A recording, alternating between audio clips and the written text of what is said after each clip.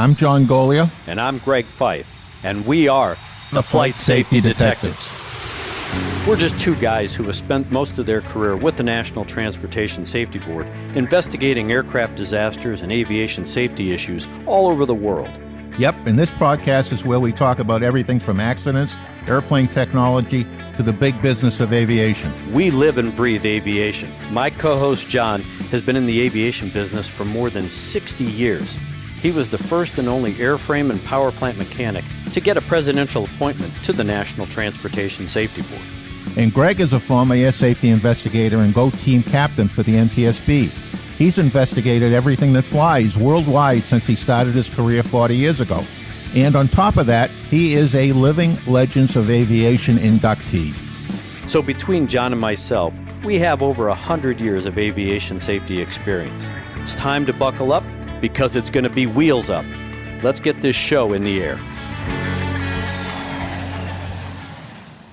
Hello, John. How you doing, my friend? We're back at it this week for another episode of Flight Safety Detectives, and I'm always happy when we get to record these every week so that I get to talk to you. We always have some interesting conversations, so I'm looking forward to this week's conversation as well. Well, it is a pain being separated the way we are and locked up.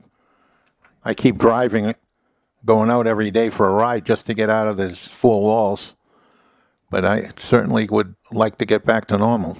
Well, the good thing is we're still keeping up with all the current events around the world because, as we say in the business, they're still crashing. Unfortunately, some of those investigations are being delayed because of COVID, but we still have to do our job, and hopefully we're doing that well through our podcast, trying to inform our listeners about issues that deal with aviation safety on a daily basis that you and I are running across all the time because our jobs never stop.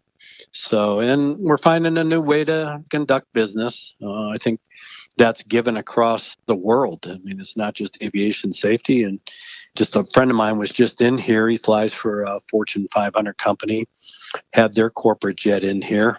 This is the first trip he's flown in 4 months. And I asked him when his next trip is. He said the next trip on the schedule isn't until October. And this is a company that has two large aircraft, 6 pilots, and their flying is now, he just finished this trip. The next trip's in October. And before COVID, they were flying almost every other week in one or both of the airplanes. So it has taken a dramatic turn. It is a little different. Businesses are finding a way to conduct business in a different way. And we talked about it on one of our previous shows about not only commercial aviation, but business aviation. And I still believe that business aviation and private aviation are going to come back just because as long as the airlines have a problem with COVID control, people wear masks. You and I have seen in the news recently all these people that are getting off. And I just saw that Delta has created a hit list, if you will, of people who refuse to wear masks. They're getting kicked off their airplane and they're put on a blacklist. They can never fly on Delta Airlines. And that's how serious they're taking this. And that's why I think business aviation and private aviation is going to make a bigger comeback because that gives people more control over their environment. Yes, I know. Understand American has done the same thing with the blacklist. And I wouldn't be surprised if United's in the same position. Yeah, I think they're getting there. Yeah, my daughter works at Logan Airport, and she tells me that all the employees at the airport are complaining about the number of passengers that were getting off American Airlines flights, especially their Miami to Boston flight, with no masks on. So now they're starting to enforce the mask policy and also enforcing the 14-day confinement, self-confinement. And now you have to fill out a form if you come into Logan from any one of except 10 different states. You have to fill out a form where you're going, phone numbers to contact you, and they're following up on it. So they're getting serious. Yeah, absolutely. And again, we talked about this on a previous show, and I'm traveling again this next week. One of the things that bothered me was you got all these signs in the airport. You had a third of the population in that airport didn't have a mask on, and they could care less about it. I didn't see any enforcement by the local airport gendarmes to enforce those mask policies. And I don't think that you can ask the airlines to be policing all the terminal walkways. It's one thing when they get into the gate area where it's controlled by the airline, but the free space in there, that shouldn't be the responsibility of the airline. So where's the airport in all of this? So these are the kinds of issues that we're going to continually have to deal with. And that's why I think other segments of aviation are going to at least prosper and come back faster just because of this control. And we were talking about the mask rule and the propensity for people not to wear them. You and I had this brief discussion, and that is the last few flights that I've been on, listening to the briefing. If I'm required to wear a mask on the airplane, and of course the flight attendants go through their safety briefing and they say in the event of a loss of pressurization, the mask is going to drop, pull the mask to your face, put the lanyard over your head or the band over your head. Do I take my mask off first to put my other mask on, or do I put my mask over the mask? I haven't heard any clarification. I haven't heard anybody talk about that.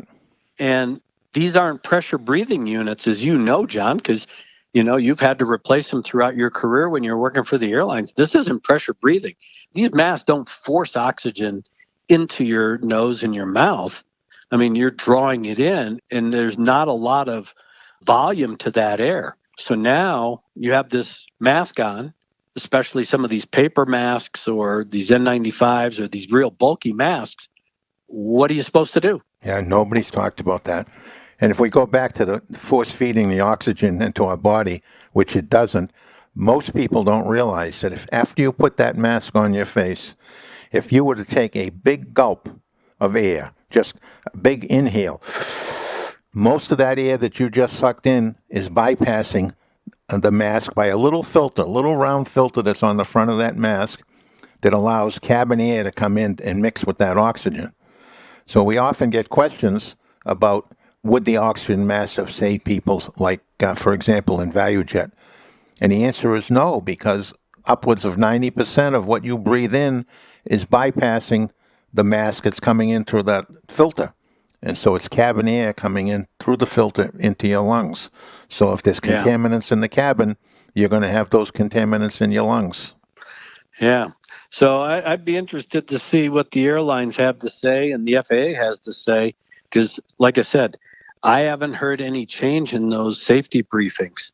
And again, you have a very widespread demographic of people flying on the airplane, from young to old. This could create a level of confusion. Do I put the mask over the mask? Do I take my other mask off? Do I put the oxygen mask on? What am I supposed to do? And you may not have time to be fumbling around trying to figure it out, especially if there's a rapid decompression and things like that at altitude. You're expected to get that mask on and get it on now. If you're at 35 or 38,000 feet, you only have seconds to get that mask on. And most people don't realize that, and they don't make that pretty clear in the announcement, that if it happens at altitude, you need to be moving quickly and putting that mask on. Yeah, you don't have time to think. And the other thing is, when they talk about you pull the mask down, I can't remember the exact word, sharply or whatever, but you can't just pull the mask to your face because there's a lanyard tied to it.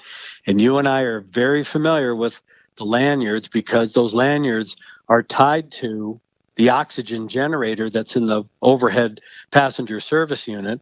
Of course, those oxygen generators were the discussion point and the cause of an in-flight fire on ValueJet 592 that crashed in the Florida Everglades. But you've got to use that lanyard when you pull the mask. You got to pull that lanyard because it pulls a little bayonet pin to cause the oxygen generator then to create this oxygen. If you don't pull that lanyard hard enough, then you're not going to have an oxygen flow. And again, it's these little things that if you don't really understand or you don't know, next thing you know, you think you're breathing air. And like you said, you're not breathing oxygen. You're breathing cabin air coming through a filter that's still polluted with all sorts of bad stuff, including toxic fumes. Yes. Yeah, they're not very clear when they tell you that to pull the mask down. Fortunately, those lanyards are pretty short, so you have to give it a tug if you want the mask to come. But if you're a 6-footer sitting in a seat, you could put the mask on without pulling on that lanyard very hard. Yeah, exactly. Exactly. It's these little things. And, I notice them every time I travel, and I try to pick these up. And then all of a sudden I start going, man, I don't remember anybody telling, do I put the mask on over my mask? Since they are very staunch now. And the only time you can take your mask off temporarily is to eat or drink.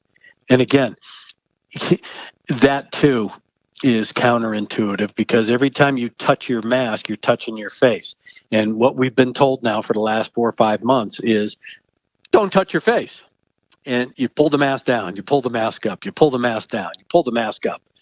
And you're contributing to the contaminants in your mask, because who knows what's on your tray table now, or the tray they delivered, or the package of food you just opened up, and things like that. So, it's a real challenge, and it takes a lot of thinking these days.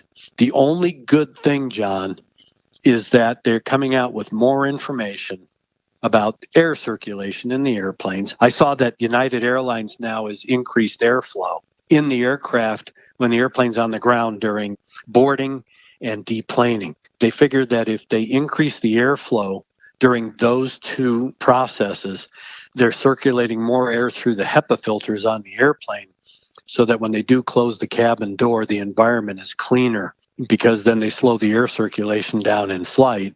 The HEPA filters do their job, but they're trying to pass a greater volume of air to keep the air clean during that, probably the dirtiest parts of the boarding process. I would agree that is probably the most time when passengers are straining to put their bags up in the overhead sometimes, and exhaling possibly contaminants to get around the mask, or if their mask slips off, can get into the cabin. Fortunately, Yep. that airflow inside airplanes comes into the cabin through the ceiling and exits at the floor. So that tends to keep the forward and aft movement down to 4 or 5 rows. Yeah. So that is a little bit helpful. Not if you're in one of those 4 or 5 rows, it isn't. But And see, a lot of people were always under the belief, and that was the way the air circulated years ago, was in a circular motion, front to back, if I remember right. And people have always thought that that's the way it circulates now, and not with the newer generation airplanes and the circulation systems and the HEPA filters and everything else. And I heard somebody talk about the fact, I think Boeing or Airbus, that said, in a lot of cases, the environmental air in an airplane is cleaner than in an operating room, just because it's recirculated every 2 to 3 minutes. It goes through HEPA filters and everything else, which is more so than a lot of times in a hospital operating room. yeah, and not all of it has to go back through, too, because some of it comes down through the floorboards and goes into the cargo compartments to keep them warm, especially whichever compartment is designated for carrying pets. Normally it's the forward cargo compartment, but some airplanes it's the aft.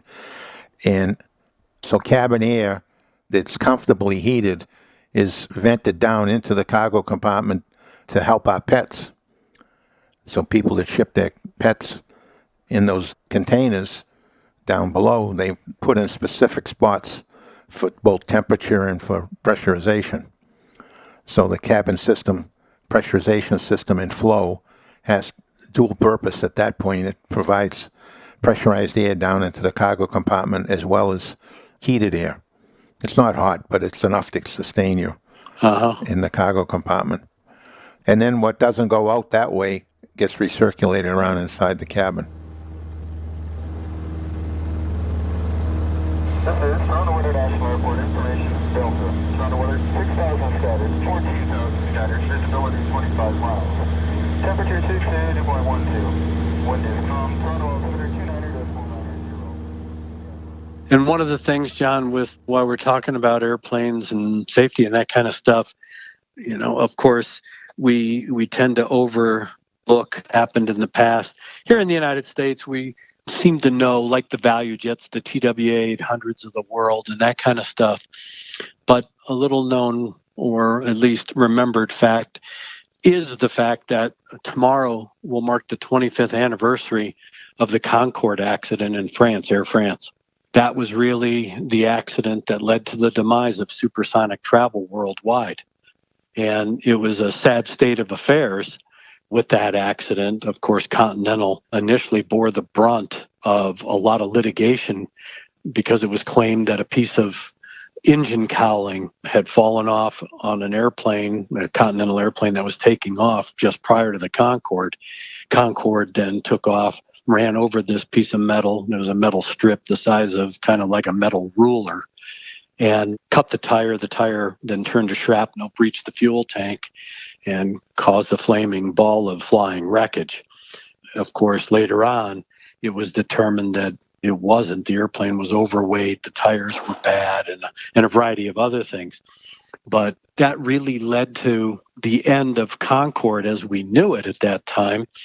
But now we see a resurgence by not only one, but multiple manufacturers who are coming back to supersonic transport design and flight. You know, that accident has always been one that sticks in my craw for a number of reasons.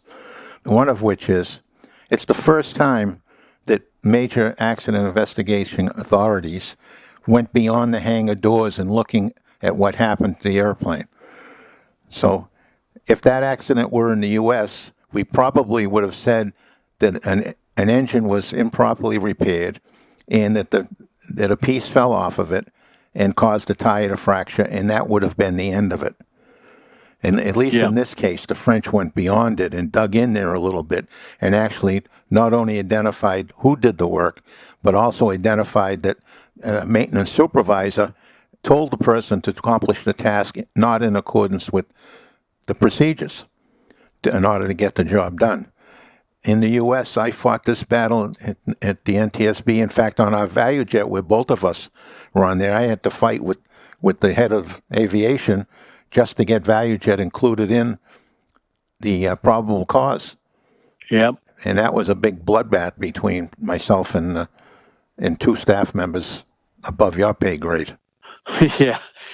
Yeah. I mean, and it's sad because, with all the infighting, I mean, you're coming from a background of experience. And, when you're trying to educate folks that have never stepped foot in a hangar to turn a wrench or anything else and never really been exposed, and trying to convince these folks of how critical even the smallest task or action is, there's a lot that gets lost. And trust me, we've talked about your passion as a mechanic over the years, and I've been there to watch you cry because of your passion for your craft. And, when you try to transfer that passion and an explanation to people that are very indifferent and basically sometimes indignant, it's very frustrating because that's the safety message that gets lost. And it's sad, especially when you and I had to deal with the bureaucrats, not only in our agency, but of course other places. And it's just very, very frustrating because you shake your head thinking, how are we going to enhance aviation safety with folks like this? It's difficult. I tell people when I give my talks to maintenance people that there's no such thing as an unimportant job in aviation. And I like to point to a couple of examples. One is we had a major airline that was changing their seat pitch out. And they decided to use a contract MRO who hired maintenance students, people who are in school to be maintenance technicians, but are nowhere near finished. And they hired them to do the work for them. And nobody would have realized the problem until one day, in flight, a passenger moved around on a row of seats, and it broke loose from the floor and tumbled over. And then they got to looking at the airplanes that have been converted because they realized this airplane had just been converted. And they started to find problem after problem after problem with the job that was done. And that's just one example. I've got several others that I use when I talk to people about the jobs that they're going to be doing in aviation and how important they are. I actually was involved in a near fire. Technically, it was a fire. The wires shorted out, but it didn't go anywhere because somebody had changed a coffee maker on an airplane, and they took the lines off, and the lines didn't go back on right, and they pumped a bunch of water into the belly. And of course, when you do something like that, it's always going to land where it's going to do the most damage. It landed on some 115 volt wires. It shot it out. Must have been contaminated, maybe with dirt and debris or even coffee. But anyway, it got conductive and shot it out and burned a bunch of wires. It was on the ground. Had that been in flight, the outcome might have been entirely different. So nothing that you do on an airplane is unimportant, and people have to keep that in mind. Pilots, flight attendants, mechanics, everybody, especially management, because they're pushing quick turnarounds, and we know what that's like, trying to turn a big airplane around in 20 minutes. Lots of things get missed and lots of things get pushed. So it's quite a challenge. And it's the little things. And we've harp on, all these little technical details. And again, I mean, when I'm perusing Facebook and some of the other aviation blogs, and I see all these armchair experts chiming in about the 737 MAX and everything else, and I just shake my head, because these guys are not speaking from a position of experience. They're speaking from a position of emotion without any basis in fact. And even to this day, after you and I, and we've gotten some great feedback from our dissection of the Lion Air report, people understood because we drew them to the proper interpretation of the facts and putting things in context rather than making a sexy story out of it. But like anything else, whether it's politics today or acts investigation, these people, it's the conspiracy theory, it's the I know more than you, and it's an emotional response, and it's the details that they aren't looking at. It's the obvious picture, or, the belief that, well, that's not really true. Well, hey, don't take my word for it. These are the facts. I'm just helping point you in the right direction so that you keep all these facts in context, and trying to explain those facts to people that don't want to hear them, don't understand them. All of a sudden now, a lot of these regulators and decision makers are making uninformed decisions because they didn't understand the context of the facts. Yeah, telling people, I mean, how many times have we both said it? Not only us, many other people have said that accident investigations are driven by facts. Yeah. And it takes a lot of discipline on the part of people like you and I to stay focused on the facts, because it's very easy to let personal opinion, your own and other people's personal opinion, drift into the story and impact on the outcome. But you've got to stay, as an investigator and as a person looking to find the truth about a cause of an event, to stay focused down on what actually happened, what impacted on the pilot or the mechanic to cause him to make a mistake. We do a fairly good job of looking at the cockpit crew. Just this past week with the Atlas Air accident, they went to great lengths to talk about the inadvertent hitting of the go-around button and trying to figure out how that happened.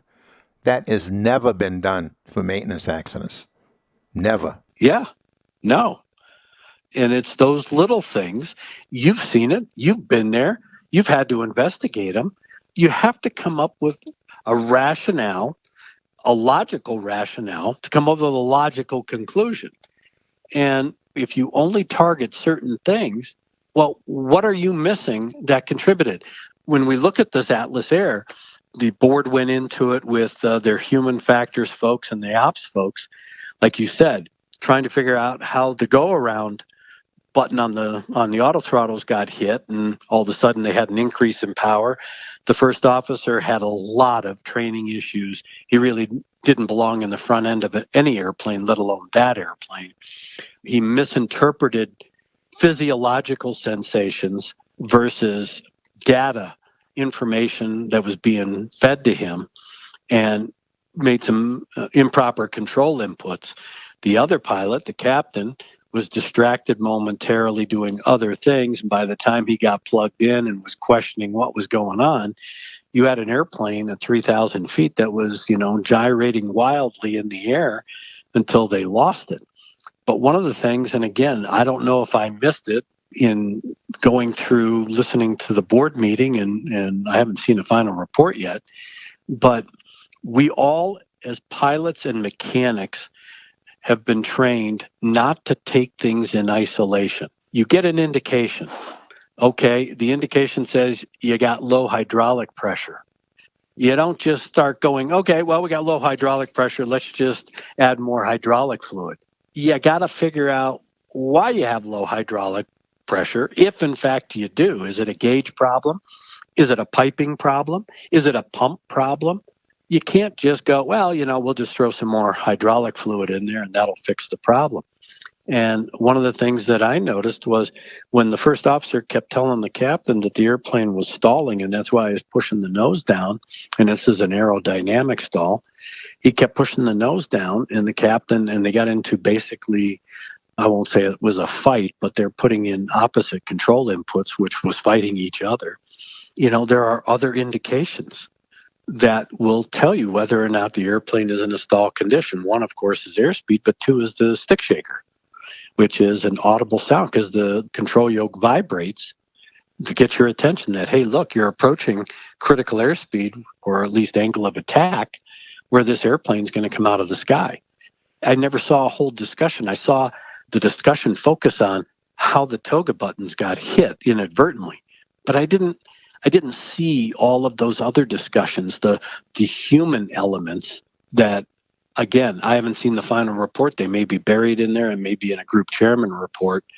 But those are also critical facts that translate down the line, not just in big airplanes, but all the way down to the smallest of aircraft in the general aviation fleet. Yes. And, you used the word toga. Explain that for our audience. Well, the toga being, there are buttons on the thrust lever handles. That's the takeoff go-around switches. So with an auto throttle system, if you hit those toga buttons during the course of flying an approach, the auto throttles will take the power up to a predetermined value automatically so that the pilot can focus on flying the airplane and not having to worry about pushing those thrust levers up and trying to monitor engine instruments to determine whether or not the power is properly set. And in this particular instance, while executing the approach segment, apparently the system got armed and then got activated inadvertently. And it had happened in instrument meteorological conditions where pilots must rely on cockpit instruments to see their relationship and their situational awareness to the earth. And physiology is very strong under those conditions, where if the airplane accelerates, doesn't have to climb, just accelerates, you may get a sensation that the airplane is climbing. Or if the airplane is in level flight but turning, you get a sensation that the airplane is climbing, or things like that. And that physiology is critical in all aspects of flying. Yeah, one of the things I often thought that if we had the NTSB and other organizations like the NTSB that looked at that physical aspects of the job that you do, that would have a huge impact on maintenance.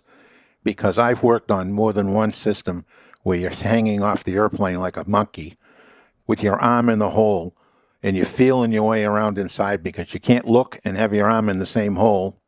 Yeah. So the airplanes were poorly designed many years ago. They've gotten a lot better. The 777 was the first airplane that really took into consideration the people having to do the work in a big way. But those other airplanes are still out there, and they're a problem to work on because the engineers that designed them never took into consideration when something breaks, how do we fix it? Yeah, I mean, it's one thing when you're building it because you got the wing skins off, you can get into any part of the wing. Now you bolt on that wing skin and something happens. And like you said, now you have a little inspection plate that you can only do one thing at a time. And who knows if you're doing it right or wrong? Who knows if you got the right part in your hand when you stick your hand up there? And then how are you expected to change it or make sure that it meets the standards that are necessary for proper operation?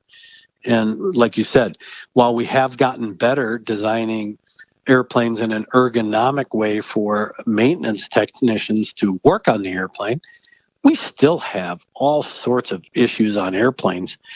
A fuel tank.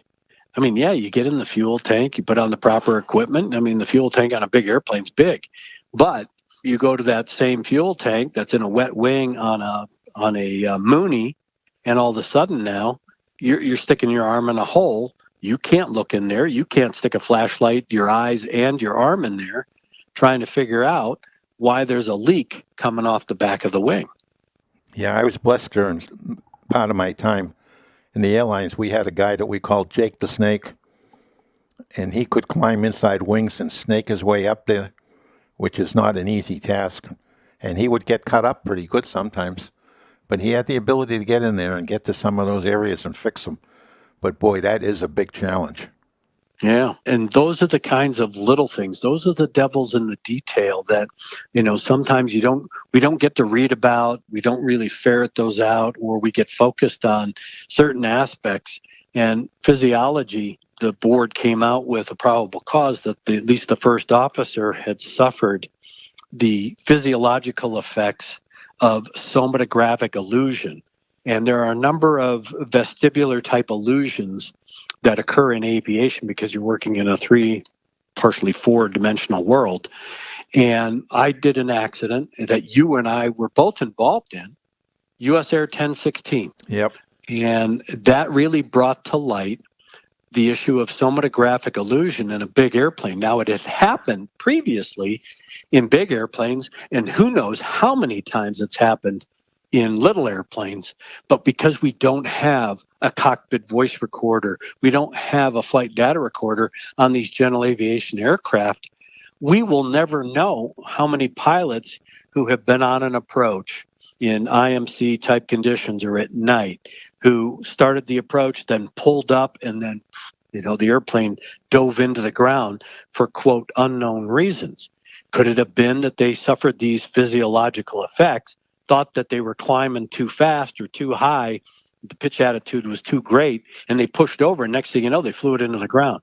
We won't know that with little airplanes, and Atlas Air gave us a clue through the cockpit voice recorder and the discussions between the two pilots that this was an effect that was happening.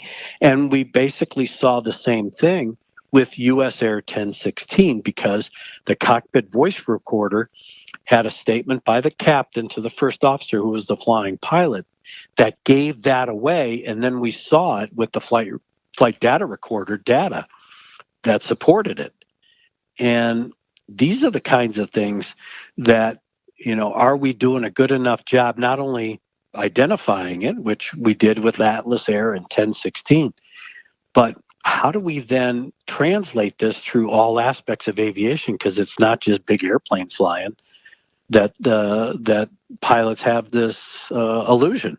Yes. There's a lot of them. And sometimes it gets lost by just coming under the heading of situational awareness, which covers a lot of it, but it's not just situational awareness. You're a pilot. You're supposed to be in front of the airplane you're flying, not flying from the last row of seats. And when I look at that Atlas report, that's exactly what I see. I see the captain wasn't flying, the first officer was flying, and the captain wasn't home for part of the trip. He was someplace else.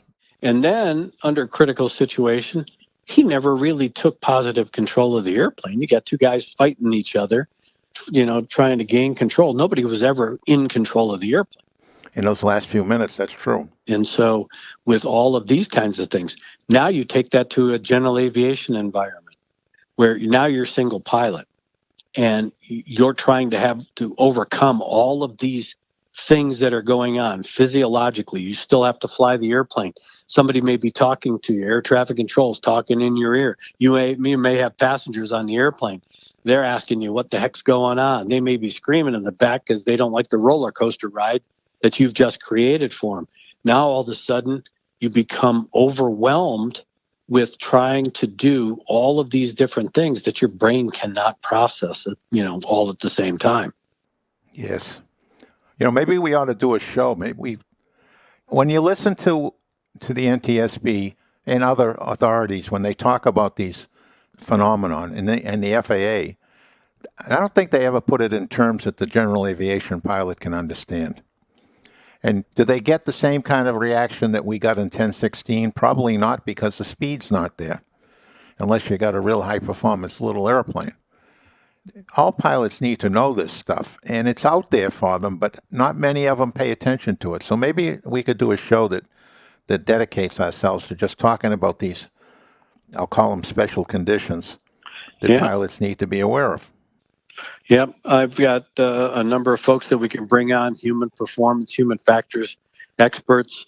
My office partner here in Colorado is an aviation psychologist. He's also a pilot.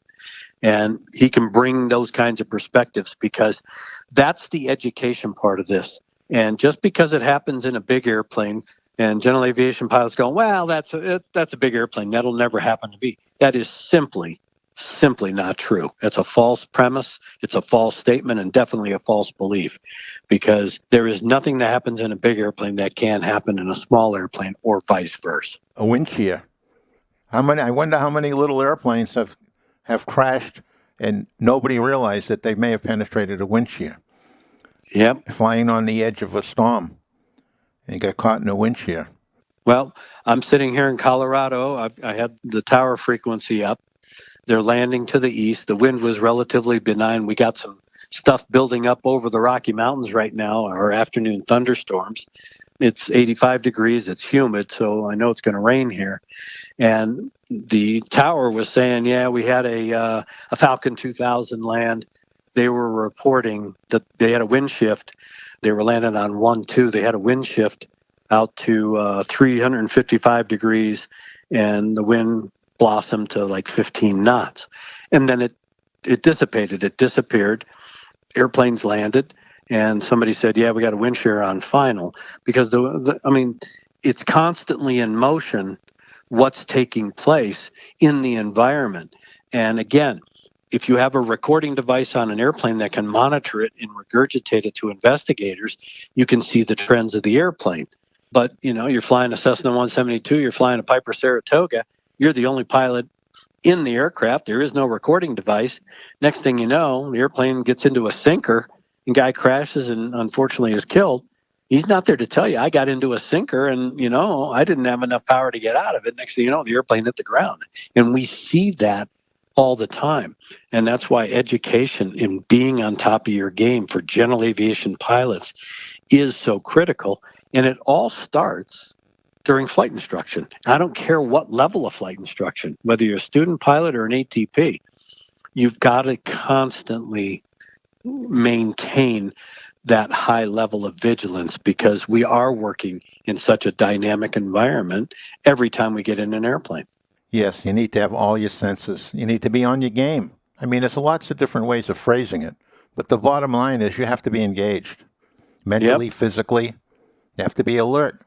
And it's not so easy to do that for extended periods of time.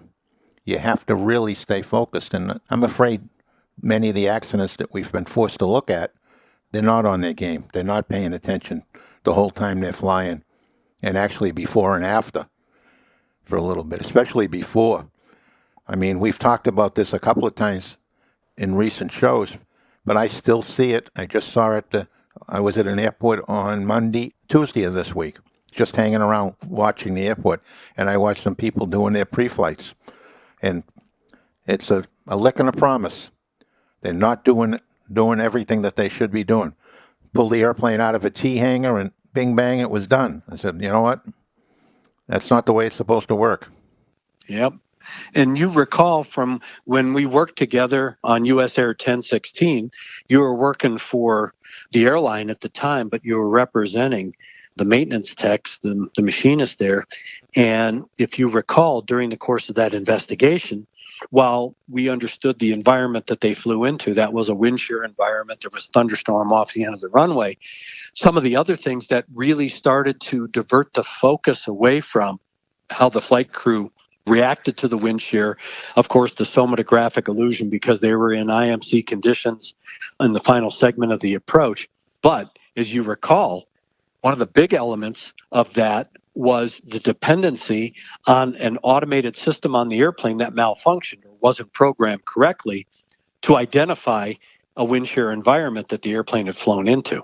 Yes, I remember. And it was because of the flap configuration and how the system was set up. If the airplane was in a certain landing configuration, you would inhibit these critical warnings and things like that. And of course, the crews were all trained to these warnings. Well, now it's like Pavlov's dog. Unless that dog bone is out there or the monkey is waiting for the banana, you're not thinking of any other thing except waiting for that alert.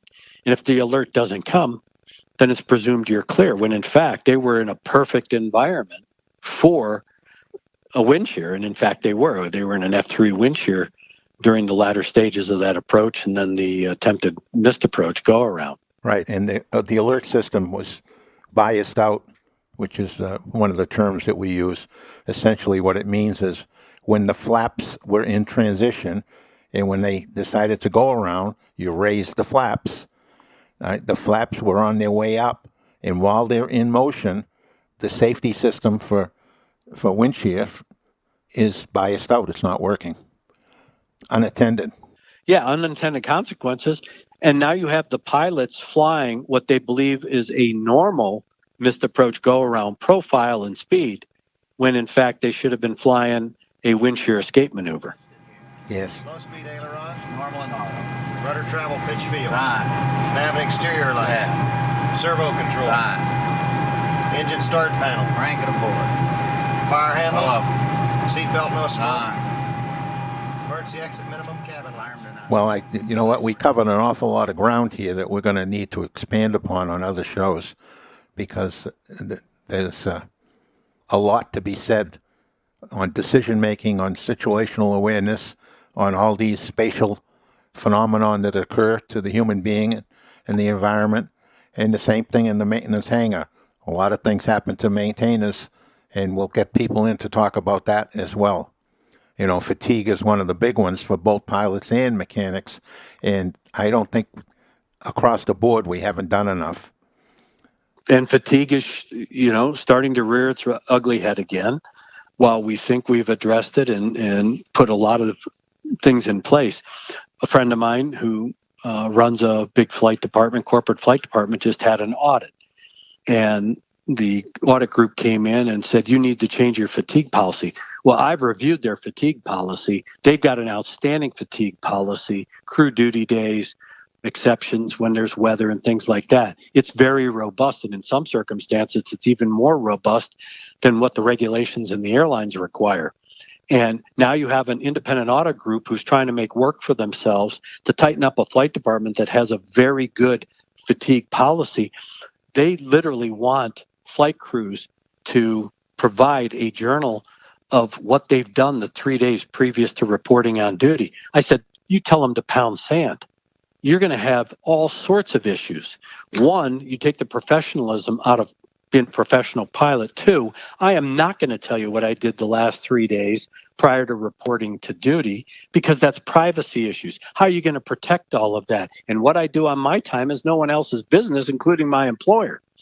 I have a responsibility to show up for work in a position of fit to fly. That means I haven't had an excessive amount of alcohol. I've gotten the appropriate rest. I show up for work. I'm ready to go do my professional job. And now all of a sudden, it gets a point where, you know what, that's out of control. Because how is that journaling going to promote whether you're fit to fly, you're fit for flying that particular day when you get into your duty cycle? Now, you and I have seen this, and we questioned it with the Connie Coletta accident that I did down in Guantanamo Bay, where you have military pilots who go play weekend warrior. They fulfill their mission to the United States government and the military, so they may be flying all. They have to fly for the commercial carrier on Monday. All of a sudden now, you're not counting all of that military duty time and flight time. And so you're fatigued over a 24-hour period, especially these long-haul transport guys. And in one of the instances that we examined, these guys were flying 24-hour missions in a C-5A. They land, they go home, they get sleep, they report for their job the next day at one of the commercial airlines, and they're already on the backside of the fatigue clock. because that wasn't counted against their duty time and, just a restful period. Those are special circumstances. Those are things like that. But I told these guys, I said, I wouldn't put out a journal. I'm not telling anybody what I did 3 days before I showed up for work. Yeah, it's interesting. And I'm afraid they're getting carried away because, again, okay, so now I've journaled to my boss that I did all of these things. And he goes, well, you only got 8 hours of rest in 3 days. Yeah, so what? Are you going to take me off the trip? Are you going to expect me to stop doing what I'm doing? Yeah, but the 8 hours was just before I came to the front door. Exactly. So there's a lot of variables in there. John, I mean, I can't tell you. I think I was probably in my single-digit age bracket the last time I slept 8 hours. I mean, my normal sleep cycle, when I get sleep, unless I'm really tired, is about 5 to 6 hours. On a really good day when I can, because I'm tired, I've come off a trip or changed time zones, I may be sleeping 7, but those are rare events. That is not consistent. But that's just the way I'm wired. And so if somebody said, well, hell, Greg, you only slept 5 hours, each night for the last 3 nights. Well, that's my normal sleep cycle. Yes. And if I'm not around to justify that, and nobody's around to tell them that that's my normal sleep cycle, then they're going to say that I was fatigued. So more problems to sort through. All right, we can carry that on an additional show. Yeah, absolutely. Well, I know that we covered a lot. We hit on a lot. I always love having these discussions with you because a lot of these discussions that you and I have, John, and we do this offline as well, and that is, that's a forgotten thing. That's a forgotten subject. That's a forgotten discussion. And our job is to try and bring those discussions back to the forefront and then identify new discussions like the masks. I am serious about having flight attendants or the airlines or even the FAA folks send us an email at our email at flightsafetydetectives with an S at gmail.com and tell us if in fact they've changed the briefings to accommodate people wearing masks when the aircraft masks drop. Because the last 3 flights I've been on, I never heard that. So I don't know if something has come out since the last time I flew, or maybe this is a call to action that they've got to revamp the briefings currently, whether it's temporary or permanent, as long as people are wearing masks on the airplane. Well, you'll get to hear it firsthand yourself. Yeah, I'm gonna be on an airplane next week, so I'll see what they say about it. And that means, wonder if that means changing all the passenger briefing cards too. Oh boy, it probably would. Yeah, because everything is reiterated on the briefing card. So, well, it's always good to talk to you, my friend. I can't wait till we get in the studio together and actually, throw stuff at each other and make faces and keep it entertaining. But while we're doing this, hopefully our listening audience is getting some benefit out of our discussions. We've had some great email feedback. We do greatly appreciate it.